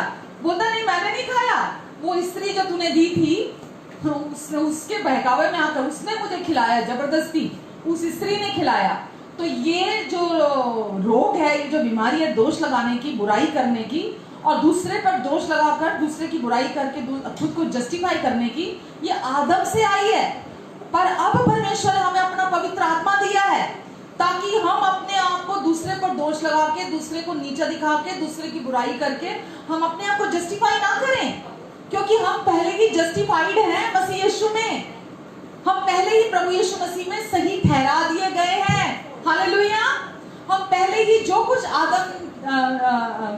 आदम ने खो दिया था, परमेश्वर ने जो कुछ भी गलत किया था आदम ने, परमेश्वर ने वो सब कुछ मसीह यीशु में सही कर दिया, हमें अच्छा बना दिया, सब कुछ हमारे जीवन में सही कर दिया। तो अब हम दूसरों पर दोष लगाकर अपने आप को अच्छा महसूस नहीं करना चाहते। अब हम दूसरों को गलत ठहराकर अपने आप को सही नहीं ठहराना चाहते, या अब हम सकारात्मक सोच के साथ अपना जीवन नहीं जीते हैं। ये विश्वासी का जीवन नहीं है। विश्वासी ऐसे जीवन नहीं जीते हैं। विश्वासी कैसे जीवन जीते हैं? विश्वासी परमेश्वर के वचन की सच्चाइयों पर विश्वास करके, गलत चीजों से मन फिराकर, सही बातों पर, परमेश्वर की सच्चाई की ओर मन फिराकर, जो जो सच्चाइयां मसीह यीशु में हमें मिली हैं कि अब हमारा जीवन मसीह यीशु में है। अब प्रभु यीशु मसीह की क्रूस पर पूरा हुए कार्य के द्वारा परमेश्वर ने हमें अपना जीवन दिया है। अब प्रभु यीशु मसीह के क्रूस पर पूरा हुए कार्य के द्वारा हमने आत्मिक मृत्यु से छुटकारा पा लिया है। अब हमारे अंदर आत्मिक मृत्यु नहीं है। अब परमेश्वर ने हमें अपना जीवन दिया है और अब मैं परमेश्वर के जीवन से भरा हुआ हूँ। परमेश्वर ने प्रतिज्ञा किया हुआ आत्मा मेरे अंदर भेजा है और अब पवित्र आत्मा की छाप मेरे अंदर लगा दी है। अब परमेश्वर का आत्मा मेरे अंदर है और अब मैं परमेश्वर से बिलोंग करता हूँ। अब मैं और परमेश्वर एक हैं और अब मैं परमेश्वर में जिंदा हूँ, उनमें चलता फिरता हूँ, उनमें सांसें लेता हूँ और अब कोई भी मुझे उस जीवन से अलग नहीं कर सकता, क्योंकि मैं उनके साथ एकजुट होकर, एक आत्मा होकर जुड़ चुका हूँ। आमेन। और अब परमेश्वर मेरे अंदर वास करते हैं और अब जैसा प्रभु यीशु मसीह ने कहा मेरे बिना तुम कुछ नहीं कर सकते, ये बिल्कुल सच है। परमेश्वर नहीं चाहते हम शरीर में होकर परमेश्वर की बातों को करने की कोशिश करें, हम शरीर में होकर दूसरों को प्यार करने की कोशिश करें, हम शरीर में होकर अपने आप को सही साबित करने की कोशिश करें, हम शरीर में होकर सकारात्मक सोचने की कोशिश करें, हम शरीर में होकर या अपनी कोशिशों के द्वारा कुछ भी करने की कोशिश करें। परमेश्वर चाहते हैं कि जैसा यीशु पिता पर निर्भर होकर, पिता पर भरोसा रखते हुए, पिता पर आधारित होकर अपना जीवन जिया यीशु ने, हम भी प्रतिदिन पवित्र आत्मा पर निर्भरता का, पवित्र आत्मा को अपने जीवन का आधार मानते हुए, पवित्र आत्मा की अगुवाई में, पवित्र आत्मा को अपने टीचर के तौर पर, अपने शिक्षक के तौर पर अपने जीवन में लिए हुए हम अपना प्रतिदिन का जीवन जिए। आमेन। तो इसलिए अब प्रभु यीशु मसीह ने कहा जैसा पिता को मैंने करते हुए देखा मैं बिल्कुल वैसा ही करता हूँ। और 17 के 22 में हमने देखा कि परमेश्वर ने अब हमेशा के लिए हमें अपने साथ कनेक्ट कर दिया है, जोड़ लिया है। यही अनंत जीवन का रिश्ता है, इसे ही अनंत जीवन कहते हैं कि हम परमेश्वर के साथ हमेशा के लिए जुड़ चुके हैं, उनके साथ अब हमारा रिश्ता है, अब हम उनके साथ एक हो चुके हैं। और अब हम जब यीशु में आए हैं तो हमारा रिलेशनशिप है, हमने रिलेशनशिप को अपनाया है, रिलीजन को नहीं अपनाया किसी।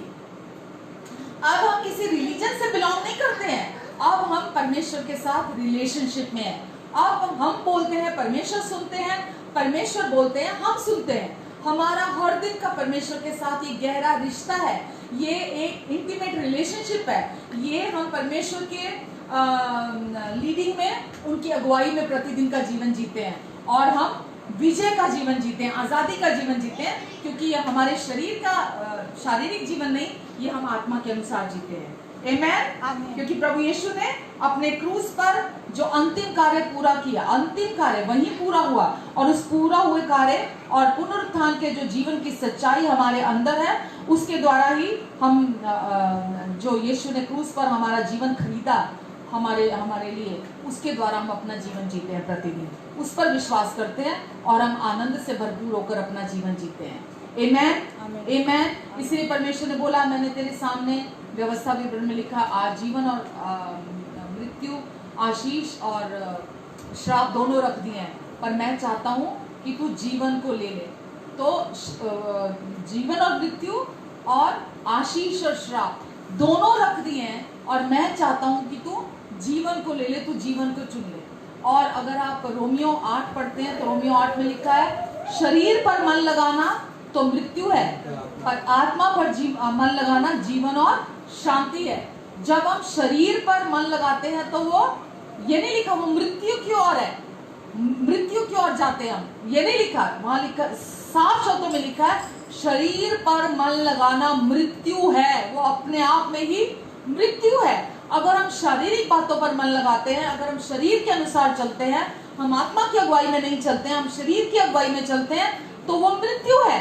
लेकिन आत्मा पर मन लगाना जीवन और शांति है हमारे लिए। आमेन। तो सर्वशक्तिमान परमेश्वर ने हमें चुनाव करने की शक्ति दी है, हमें ये अथॉरिटी दी है, ये पावर दी है कि हम इसे चुने कि हम अपने जीवन में, अपने लाइफ में हम जीवन को चाहते हैं या मृत्यु को चाहते हैं, आशीष को चाहते हैं या श्राप को चाहते हैं। तो ये सौभाग्य, ये जिम्मेवारी हमें मिली है कि हम प्रतिदिन हम ये चुनाव कर सके कि मुझे शरीर में चलना है या मुझे आत्मा में चलना है।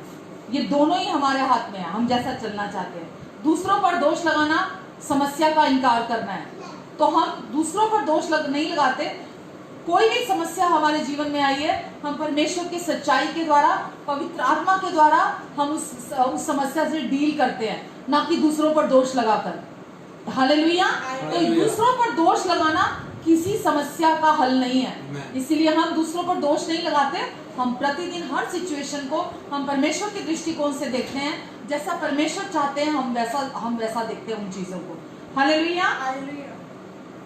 अगर सोचिए, अगर हम दूसरों को ही जिम्मेवार ठहराते रहेंगे, बहुत बार हम दूसरों को जिम्मेवार ठहराकर अपनी सिचुएशन में खुद को जस्टिफाई करते रहते हैं।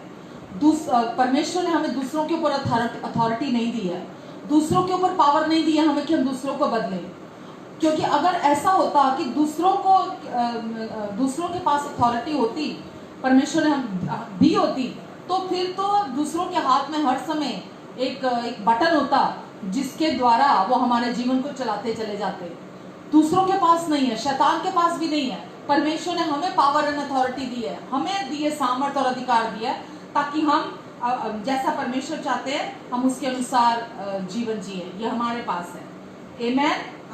समस्या हमारे अंदर होती है क्योंकि हम गलत विश्वास करते हैं, और जब हम गलत विश्वास करते हैं अपने अंदर, तो हम परिणाम को नहीं देखते, हम हल को नहीं देखते हैं। तो हमारे पास आशा है, क्योंकि समस्या जब हमारे अंदर होती है तो हमारे पास आशा है, हम उस चीज को बदल सकते हैं, क्योंकि यीशु मसीह में है हमारा जीवन। तो इसीलिए कोई फर्क नहीं पड़ता बाहर से कोई भी समस्या हो, हमें उसको फोकस नहीं करना।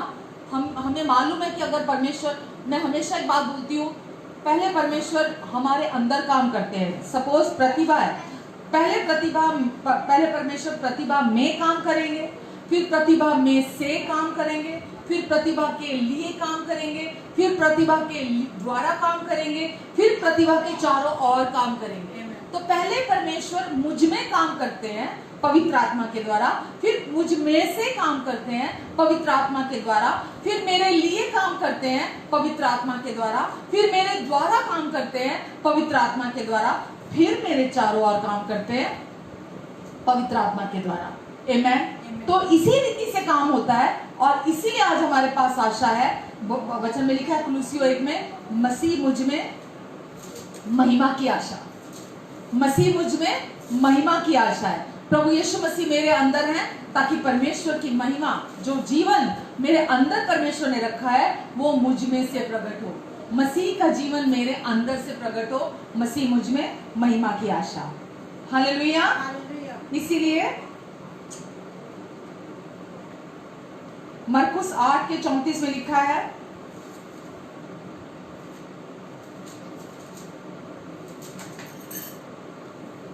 उसने भीड़ को अपने चेलों समेत पास बुलाकर उनसे कहा, जो कोई मेरे पीछे आना चाहे वह अपने आपे से इनकार करे और अपना क्रूस उठाकर मेरे पीछे हो ले।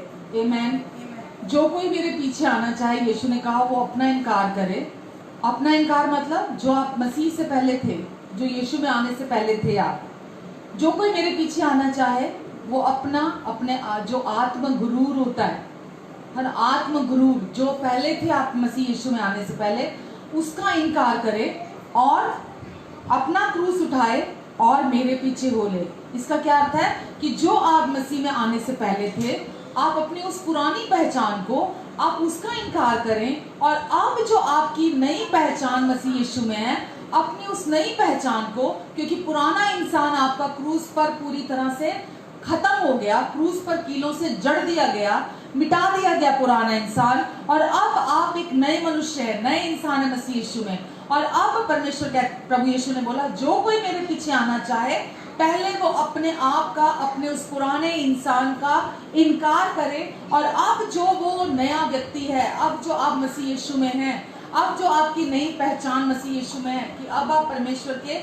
प्रेमी संतान है, परमेश्वर अब आपके पिता हैं, अब आप पवित्र आत्मा का मंदिर हैं, पवित्र आत्मा आपके अंदर रहते हैं, परमेश्वर आपसे प्यार करते हैं, उन्होंने आपका उद्धार कराया है, उन्होंने आपके पापों को पूरी तरह से धो दिया, मिटा दिया, साफ कर दिया है और अपनी धार्मिकता आपको गिफ्ट में दे दी है। उन्होंने अपने पवित्र आत्मा को, जो उन्होंने प्रतिज्ञा किया था, आपके हृदय में भेजा है और अब परमेश्वर का जीवन आपके अंदर है और परमेश्वर ने सब कुछ आपके जीवन में नया कर दिया नए जन्म के समय में। तो अब ये आपकी पहचान है। तो परमेश्वर कहते हैं, अब तू अपना क्रूस उठा और मेरे पीछे हो ले। और प्रतिदिन हम अपना वो क्रूस उठाते हैं जो अपनी नई पहचान का है और हम प्रभु यीशु मसीह के पीछे हो रहे। तो अपना इनकार करना मतलब कि वो जो आप पहले थे मसीह यीशु में आने से पहले, उस पहचान का इनकार करना और अब जो आप मसीह यीशु में है उस पहचान के साथ प्रभु के पीछे हो लेना। आमीन। पहला कुरिन्थियों 1:27-28।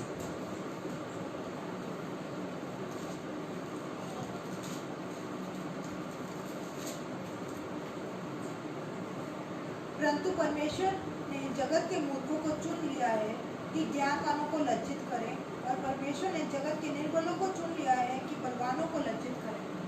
परमेश्वर ने जगत के मूर्खों को चुन लिया। परमेश्वर ने जगत के मूर्खों को चुन लिया। इस संसार में लोग समझदारों को चुनते हैं।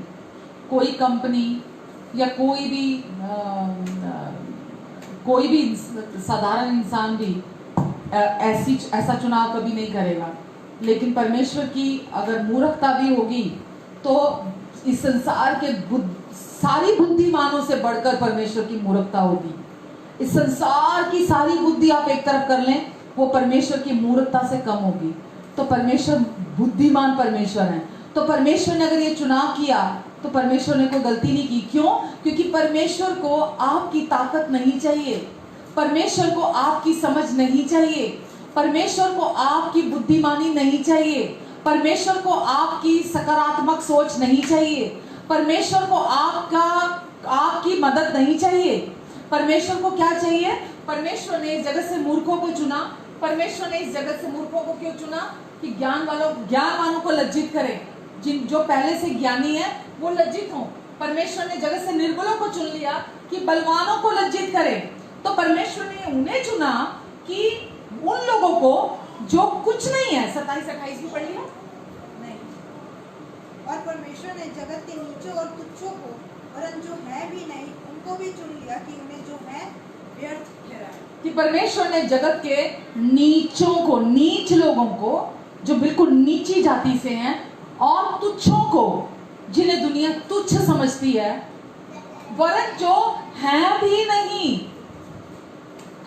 मतलब जिनको दुनिया कहती है चल बेकार आदमी है, किसी लायक नहीं है, कि गुड फॉर नथिंग जैसे बोलते हैं, किसी काम का आदमी नहीं है ये, है ना, ये बिल्कुल बेवकूफ है, बिल्कुल नकारा है, बिल्कुल निकम्मा है, ये फेलियर है, जिसकी गिनती दुनिया कुछ नहीं है में करती है। परमेश्वर ने उन्हें अपने लिए चुन लिया ताकि जो हैं व्यर्थ ठहराए। जो अपने आप को कुछ समझते हैं, परमेश्वर उन्हें व्यर्थ ठहरा दे, उन्हें बेकार ठहरा दे, उन्हें निकम्मा ठहरा दे। हालेलुया। तो परमेश्वर ने किस लिए ऐसा चुनाव किया? क्यों ऐसा चुनाव किया परमेश्वर ने? क्योंकि परमेश्वर आपको एक वचन में लिखा है जैसा कि परमेश्वर ने हमारे पुराने मनुष्यत्व को क्रूस पर खत्म किया और परमेश्वर ने अपने लिए एक नया मनुष्य हम तैयार किया, एक नई देह तैयार की, ताकि परमेश्वर अपने आत्मा को उसमें भेज सकें और वो व्यक्ति ये जानता है कि मैं पहले क्या था। वो व्यक्ति पहले ये जानता है मैं क्या था, मैं कितना लायक था, मैं कितना काबिल था, मैं कितना योग्य था। वो व्यक्ति अपने आप को जानता है कि मैं क्या था। और अब जब पवित्र आत्मा उसके अंदर रह के कार्य करते हैं तो वो व्यक्ति कभी ग्लोरी नहीं लेता परमेश्वर की, वो व्यक्ति कभी परमेश्वर की महिमा नहीं लेता। उसकी हर सांस के साथ वो परमेश्वर को धन्यवाद देता है। वो अपने भीतर गहराई से ये जानता है कि केवल ये परमेश्वर है जो मुझ में से होकर मेरे लिए, मेरे द्वारा, मेरे चारों ओर काम कर रहे हैं। और वो व्यक्ति हर समय परमेश्वर को धन्यवाद देता है। उसका मुंह केवल धन्यवाद नहीं देता परमेश्वर को। बहुत सारे लोग अगर कोई तारीफ करे, praise the Lord ji, praise the Lord, परमेश्वर को महिमा देते हैं, प्रेज द लॉर्ड। खाली उनका मुंह परमेश्वर को महिमा दे रहा होता है, खाली उनका मुंह परमेश्वर को धन्यवाद दे रहा होता है, पर उनका अंदर महिमा ले रहा होता है खुद कि मैं कितना अच्छा हूं, मैं कितना महान हूं, मैं कितना बढ़िया इंसान हूं, मैं कितना ग्रेट मैन हूं। अंदर उनका महिमा ले रहा होता है। लेकिन वो व्यक्ति जो पहले, जैसा हमने देखा, परमेश्वर ने मूर्खों को चुना, कमजोरों को चुना, तुच्छों को चुना, नीचों को चुना, जिनकी दुनिया कुछ नहीं हमें करती है, परमेश्वर ने उन्हें चुना। वो कभी भी परमेश्वर की महिमा नहीं लेते, क्योंकि वो ये जानते हैं कि ये केवल परमेश्वर हैं जो मुझ में से होकर अपना जीवन जी रहे हैं। आमेन, हालेलुया। तो परमेश्वर ने अपना जीवन आपके और मेरे अंदर दिया है, और मन फिराव का अर्थ ही यही है कि आप पूरी तरह से जो आप पहले थे मसीह में आने से पहले, जो आपका आत्म गुरूर था, अपने ऊपर, अपनी किसी लियाकत पर, अपनी किसी कैपेबिलिटी पर, अपने आप किसी चीज में सक्षम थे, आप किसी चीज में अच्छे थे, आप उन सारी चीजों को नकारते हैं, आप उन सारी चीजों का इनकार करते हैं और आप अपना क्रूस उठाते हैं और आप प्रभु के पीछे हो लेते हैं। आप अपना क्रूस उठाते हैं, अपना इनकार करते हैं और प्रभु के पीछे हो लेते हैं। जैसा यीशु ने बोला, मेरे बिना तुम कुछ नहीं कर सकते। ये बिल्कुल सच है कि हम प्रभु यीशु मसीह के बिना कुछ नहीं कर सकते हैं, लेकिन यीशु में होकर आज हम सब कुछ कर सकते हैं।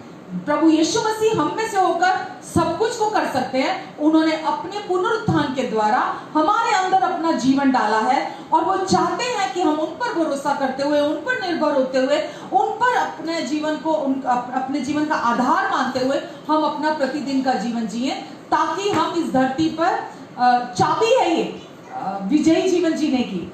मसीह विजयी जीवन अगर कोई व्यक्ति जीना चाहता है तो ये चाबी है कि वो परमेश्वर पर भरोसा रखते हुए, निर्भर रहते हुए, शरीर पर मन लगाना मृत्यु है, पर आत्मा पर मन लगाना जीवन और शांति है। हालेलुया। आपको कैसे पता चलेगा कि आप शरीर में होकर जीवन जी रहे हैं या आत्मा में होकर जीवन जी रहे हैं? जब आप शरीर में होकर जीवन जीते हैं तो आप जैसा आप सोचते हैं, अपने ख्याल, अपनी सकारात्मक सोच, अपने ऊपर भरोसा रखते हुए या अपने अनुसार जब आप जीवन जीते हैं तो वो शरीर के अनुसार जीवन है। लेकिन यीशु ने बोला, जो बातें मैंने तुमसे कही वो आत्मा और जीवन है। जो बातें जो यीशु ने आपसे कही, जब आप उन बातों के हिसाब से, जो यीशु का दृष्टिकोण आपके प्रति है, जो यीशु की राय आपके प्रति है, जब आप उसके अनुसार, जैसा परमेश्वर कहते हैं, आप पूरी रीति से आत्म गुरूर को छोड़कर अपने आप को हम्बल करते हुए, जब आप परमेश्वर की बातों के साथ राजी होते हुए, जब आप उनके पीछे चलते हैं, जब आप उनके अनुसार चलते हैं, तो आप आत्मा के अनुसार जीवन जीते हैं। परमेश्वर के साथ राजी होकर जीना, जब सच्ची सेवा जिसको बोलते हैं ना, सच्चा आपका जीवन तब शुरू होता है मसीह यीशु में। सच्ची सेवा तब शुरू होती है जब आप अपने आत्म गुरूर का इनकार करते हैं। जो आपका पुराना इंसान है, जब आप उसका इनकार करते हैं वहां से आपकी सच्ची सेवा, वहां से पहली शुरुआत होती है आपकी। तो परमेश्वर के वचन के साथ राजी होना, जो उनकी सच्चाइयां आपके प्रति है, ना कि दूसरों को नीचा दिखाने के लिए, दूसरों को डाउन करने के लिए, दूसरों को फेसबुक पर आकर कमेंट करके शारीरिक तौर पर उनको जज करते हुए या शारीरिक तौर पर उनका न्याय करते हुए, ये आत्मा के अनुसार जीना नहीं है। हम सब एक हैं, हम सब एक फैमिली हैं, हम सब जो मसीह यीशु पर विश्वास करते हैं, हम एक प्रेम का परिवार है, हम एक दूसरे के लिए हैं, हम बॉडी ऑफ क्राइस्ट है, हम मसीह की देह हैं। और हम ये अलग अलग डॉक्ट्रिन, अलग अलग डिनोमिनेशन, मैं इन पर विश्वास नहीं करती हूँ। हम सब यीशु मसीह में हैं और हम सब यीशु मसीह से हैं। हम सब जो यीशु पर और यीशु के पूरा हुए कार्य पर विश्वास करते हैं, हम सब ने परमेश्वर से उद्धार को पाया है, हम सब ने परमेश्वर के अनुग्रह से उद्धार पाया है, हम सब ने यीशु के जी उठने के द्वारा नया जीवन पाया है, हम सब ने नया जन्म पाया प्रभु यीशु मसीह में, हम सब ने वो प्रतिज्ञा किया हुआ आत्मा अपने अंदर पाया है, हम सब ने परमेश्वर की धार्मिकता को अपने अंदर पाया है, हम सब आज यीशु में जिंदा हैं, यीशु में चलते फिरते हैं, यीशु में सांसें लेते हैं, हम सब प्रभु में हैं अब, आमेन। और हम सब अब पवित्र आत्मा के द्वारा जीवन जीते हैं। तो इसीलिए हम मौका ना ढूंढे एक दूसरे को नीचा दिखाने के लिए, फट फट हम फेसबुक पे कमेंट करते हैं, किसी को भी कुछ भी लिखते हैं, हम शरीर में होकर न्याय करते हैं एक दूसरे का, हमें वो जरूरत नहीं है। हम सब मसीह में एक हैं। और ये प्रभु यीशु का वचन मैंने अभी आपको पढ़कर सुनाया कि पिता जैसा तू और मैं एक हैं, पिता ऐसे ही तू ऐसे ही ये और मैं भी, हम भी एक हो जाएं। और दूसरे वचन में हमने पढ़ा कि हे पिता, जो महिमा तूने मुझे दी थी वो महिमा मैंने इन्हें दे दी, ताकि जैसे तू और मैं एक है वैसे ही हम भी एक हो जाएं। आमेन। आज आप, मैं, हम सब मसीह में एक है। चाहे आप कुछ भी, किसी भी डिनोमिनेशन से हो, आपकी डॉक्ट्रिन कुछ भी हो, हम सब यीशु के प्यार में एक किए गए हैं, इकट्ठा किए गए हैं। हम सब एक हैं पवित्र आत्मा के द्वारा, हम सब मिलाकर एक कर दिए गए हैं। आप और मैं दो नहीं हैं, हम अलग अलग नहीं हैं, हम सब मसीह की देह में एक हैं। सारे अंग मिलकर एक शरीर बनता है। इसलिए हम सब जो यीशु पर विश्वास करते हैं, हम सब मिलकर प्रेम का परिवार है, हम सब लव फैमिली हैं, हम सब एक हैं। आपका विश्वास, आपकी डॉक्ट्रिन कुछ और हो, कुछ भी हो, लेकिन मैं आपसे प्यार करती हूँ क्योंकि हम सब मसीह में एक है। आप और मैं विश्वास के द्वारा, हमारा एक ही प्रभु है, हमारा एक ही विश्वास है, हमारा एक ही आत्मा के द्वारा उद्धार हुआ है। उस नाते हम सब एक है और हम सब एक दूसरे से प्यार करते हैं क्योंकि हम मसीह में एक है। आमेन। तो हम पवित्र आत्मा की अगुवाई में जीवन जीते हैं और यही देने के लिए यीशु हमें आए, ताकि हम जो आदम से जो आदम के द्वारा गड़बड़ आई थी, वो गड़बड़ प्रभु यीशु मसीह में आके पूरी रीति से प्रभु यीशु ने उसकी भरपाई की, पूरी रीति से उससे निपटा और हमें पूरी तरह से छुड़ाया, हमें आजाद कर दिया। अब हम अपना जीवन, जैसा मैं बार बार बोल रही हूँ कि पॉजिटिव थिंकिंग, हमें पॉजिटिव सोचना है, हमें पॉजिटिव सोचना है। हम उस पॉजिटिव थिंकिंग के द्वारा अपना जीवन नहीं जीते हैं, या हम दूसरों पर दोष लगाने के द्वारा अपना जीवन नहीं जीते हैं, या हम ये लोग बोलते हैं कन्फेशन, मतलब एक सेकुलर वर्ल्ड में भी कि ये बोलो आप कितने अच्छे हो, आप में कितनी अच्छाइयाँ हैं, आप कितने अच्छे हो, आप बोलो मैं ये कर सकता हूँ, मैं फलाना, मैं ढमकाना, ये भी सब पॉजिटिव थिंकिंग है। आपका जो पुराना इंसान था, उसमें जो भी अच्छा था, जो भी बुरा था, वो सब मिट गया, वो सब खत्म हो गया। वचन में लिखा है कि उस पुराने, इफिसियों में अगर आप पढ़ेंगे 4 अध्याय, उसमें लिखा है कि अपने पुराने मनुष्यत्व को पूरी तरह से उतार डालो, पुराने मनुष्यत्व को पूरी रीति से उतार डालो। अगर आप इसमें पढ़ना चाहेंगे तो पढ़ सकते हैं। इफिसियों 4 के आई बिलीव 22 से 24 में लिखा है शायद, कि तुम पिछले चाल चलन के पुराने मनुष्यत्व को, जो भरमाने वाली अभिलाषाओं के अनुसार भ्रष्ट होता जाता है, उतार डालो और अपने मन के आत्मिक स्वभाव में नए बनते जाओ और नए मनुष्यत्व को पहन लो, जो परमेश्वर के अनुरूप सत्य की धार्मिकता और पवित्र आत्मा में सृजा गया है। आमेन, आमेन। जो पुराना मनुष्य था वो करप्ट था, वो भ्रष्ट था। जो पुराना इंसान था हमारा, वो पूरी तरह से करप्ट था, पूरी तरह से भ्रष्ट था। क्या पढ़ा कि तुम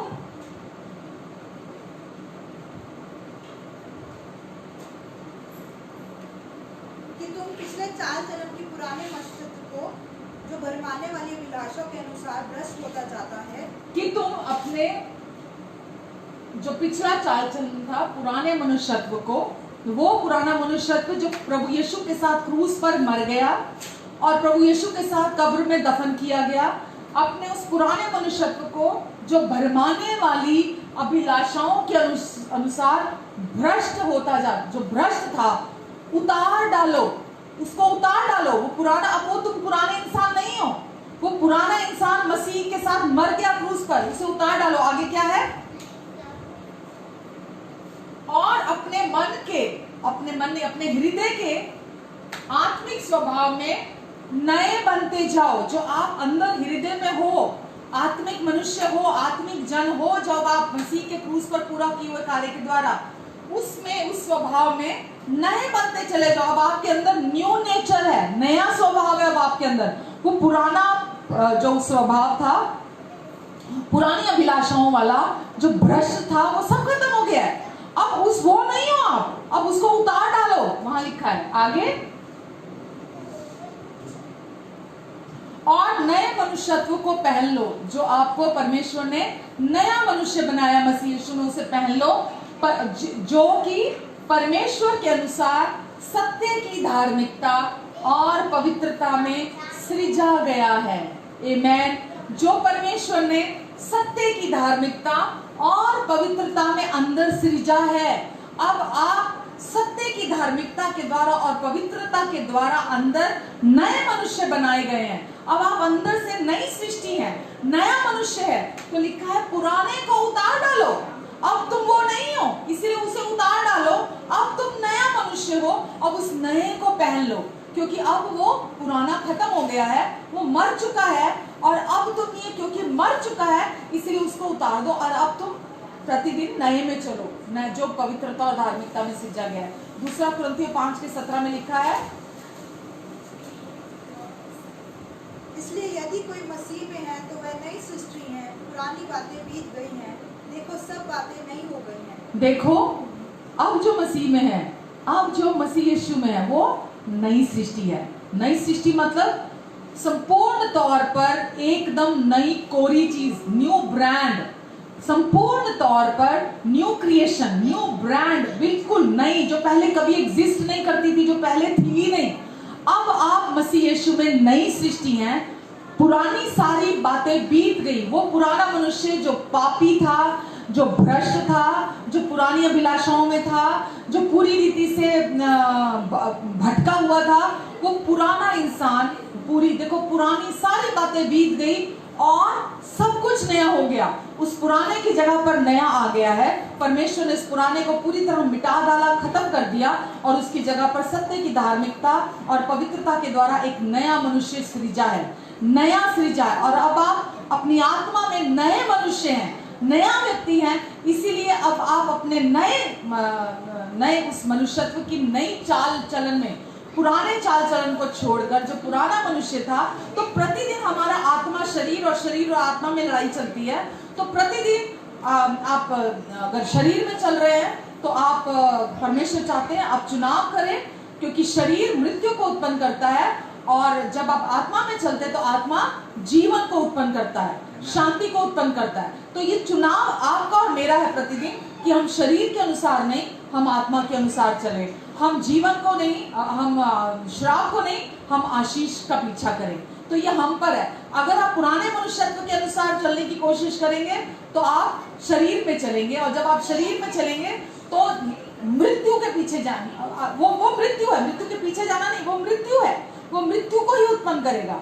लेकिन परमेश्वर चाहते हैं हम जीवन को पाले, क्योंकि जो बातें यीशु ने हमसे कही वो जीवन और शांति है। आमेन, आमेन। तो आज यहीं पर विराम लगाऊंगी मैं। परमेश्वर ने हमें अपना आत्मा दिया है ताकि हम प्रतिदिन पवित्र आत्मा की अगुवाई में चलें, पवित्र आत्मा के अनुसार चलें और विजय का जीवन जिए। प्रतिदिन हम उस नए मनुष्यत्व के साथ चलें, नए चाल चलन के साथ, और हम विजय के साथ हर दिन आगे बढ़ें। आमेन। और आनंद का भरपूरी का जीवन हम जिए। अब हम परमेश्वर के साथ भी एक हैं और हम आपस में भी एक देह हैं, हम एकजुट हैं, हम एक आत्मा हैं, हम अलग अलग नहीं हैं। इसलिए हम एक दूसरे पर दोष नहीं लगाते, हम क्योंकि एक हैं और हम आज परमेश्वर ने हमें अपनी महिमा का मुकुट पहनाया है, हम उस महिमा में कवर किए गए हैं वापिस। और आज हम सब एक दूसरे के साथ जुड़कर एक हो चुके हैं, उस प्रेम में एक कर दिए गए हैं। हालेलुया। पिता, हम आज के वचन के लिए आपको धन्यवाद देते हैं परमेश्वर। और पिता, हर सुनने वाले देखने वाले को मैं ब्लेस करती हूँ परमेश्वर। आज जो भी वचन का बीज आपने इनके हृदयों में बोया है परमेश्वर, वो 30 गुना, 60 गुना, 100 गुना फल लेकर आएगा। पवित्र आत्मा जी, जितने लोग अभी मुझे सुन रहे हैं, आपकी उपस्थिति से जिनके पास अभी तक पवित्र आत्मा से, उनकी उपस्थिति से भरे नहीं हैं, आज अभी इसी समय यीशु मसीह के नाम से पवित्र आत्मा की भरपूरी उनके जीवन में आ जाए, पवित्र आत्मा की भरपूरी से भर जाए यीशु मसीह के नाम से। और आज से इनका जीवन फिर वैसा नहीं रहेगा। जो कोई व्यक्ति यीशु और उनके पूरे हुए कार्य पर विश्वास करता है, परमेश्वर आप अपनी आशीषों से उसे भरपूर कर देते हैं। और परमेश्वर, आज से इनका नया जन्म हुआ है, आज इन्होंने आपकी धार्मिकता के गिफ्ट को पाया है, आज इन्होंने आपके पवित्र आत्मा को पाया है, आज इन्होंने नया जीवन पाया है। धन्यवाद परमेश्वर, धन्यवाद देती पिता यीशु के नाम से। आमीन, आमीन, आमीन। आइए, इस समय है प्रभु भोज का। अगर आप भी प्रभु भोज के साथ तैयार हैं तो आइए, आप भी मेरे साथ रोटी ले सकते हैं। और प्रभु यीशु ने भी रोटी ली और तोड़ी और कहा, ये मेरी देह है जो तुम्हारे लिए तोड़ी जाती है। ये हमारे हाथ में ब्रेड का टुकड़ा जरूर लगता है हमें, लेकिन यीशु ने कहा, जब तुम इकट्ठे होते हो, रोटी लेना, तोड़ना और ऐसे ही प्रार्थना करना कि ये मेरी देह है जो सिद्ध और पवित्र है, जो तुम्हारे पापों के लिए तोड़ी गई है। और इसलिए ताकि तुम्हें अपनी देह कभी ना तुड़वानी पड़े, ताकि तुम कभी बीमार ना बने रहो, तुम कमजोर ना बने रहो, बुढ़ापा तुम्हारे जीवन में राज ना करे, शैतान की कोई चाल तुम्हारे जीवन में राज ना करे, मृत्यु तुम्हारे जीवन में राज ना करे, तुम इस जीवन में राज करो। आमीन। आइए, विश्वास के साथ हम इस रोटी में से खाते हैं। और ये प्याला जो यीशु ने दिया, अपनी नई वाचा का प्याला, आज हम इस नई वाचा के प्याले में से पीते हैं, क्योंकि इसके द्वारा हमारे सारे पाप धुले हैं। यीशु ने हमें पूरी रीति से शुद्ध, साफ, पवित्र, धर्मी ठहराया और सिद्ध ठहराया। वचन कहता है, जैसा वो है इस समय स्वर्ग में, वैसे ही इस समय इस धरती पर हम भी हैं। आमीन। जैसा वो है वैसे ही हम भी हैं। और वचन कहता है, जो मुझ में रहता है वो बड़ा है उससे जो इस संसार में रहता है। जो आपके अंदर रहता है पवित्र आत्मा, वो बड़ा है, सर्वशक्तिमान परमेश्वर का आत्मा अब आपके अंदर रहता है। तो आपको किसी से डरने की जरूरत नहीं है, किसी बीमारी से डरने की जरूरत नहीं है, किसी भी चीज से आपको डरने की जरूरत नहीं है, किसी रोग से डरने की जरूरत नहीं है, क्योंकि कुछ भी परमेश्वर से बड़ा नहीं है। आमीन। कुछ भी, कोई रोग, कोई बीमारी परमेश्वर से बड़ी नहीं है। परमेश्वर अंदर रहते हैं आपके, पवित्र आत्मा, और आपके अंदर जो रहता है वो बड़ा है उससे जो इस संसार में रहता है। आमीन। आइए, हम विश्वास के साथ इस प्याले में से पीते हैं।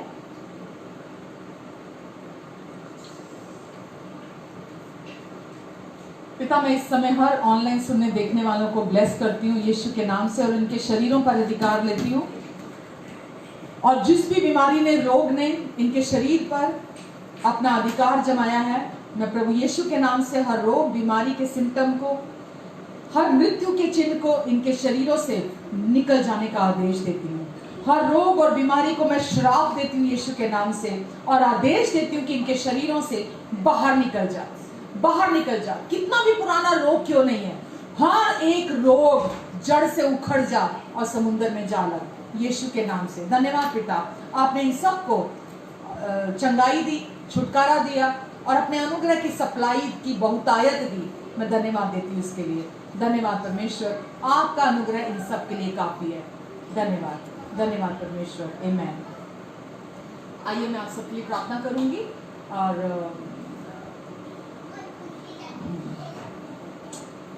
प्यारे पिता, अब जब हम सब आज के लिए रुखसत होने जा रहे हैं, परमेश्वर इन सब पर आप अपना अनुग्रहकारी हाथ बनाकर रखेंगे।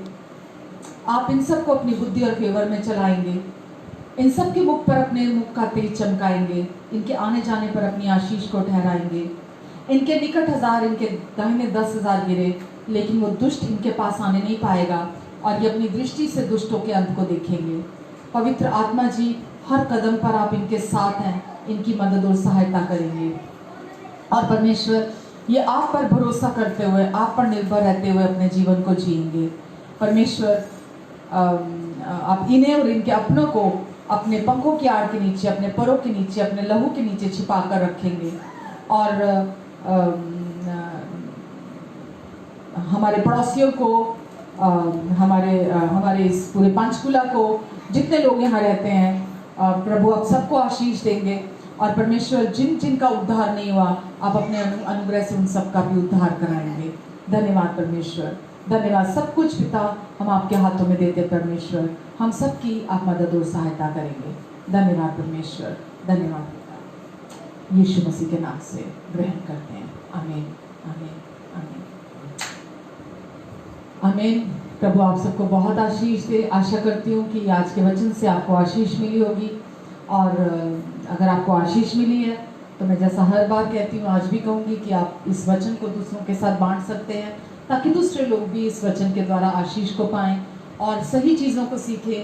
क्योंकि जब तक आप सही चीज़ों को नहीं सुनते, आप उन्हें जानते नहीं हैं, जब तक जानते नहीं हैं, आप विश्वास नहीं करते, जब तक आप विश्वास नहीं करते तो आप सही जीवन अपना उत्पन्न नहीं कर सकते। तो आपने अगर आशीष पाई है तो आप इस वीडियो को दूसरों के साथ भी शेयर कर सकते हैं। और प्रभु आप सबको आशीष दे। और आज के लिए आप सबका थैंक यू वेरी मच हमारे साथ जुड़ने के लिए। God bless you all and love you all. Thank you, take care, good night, bye.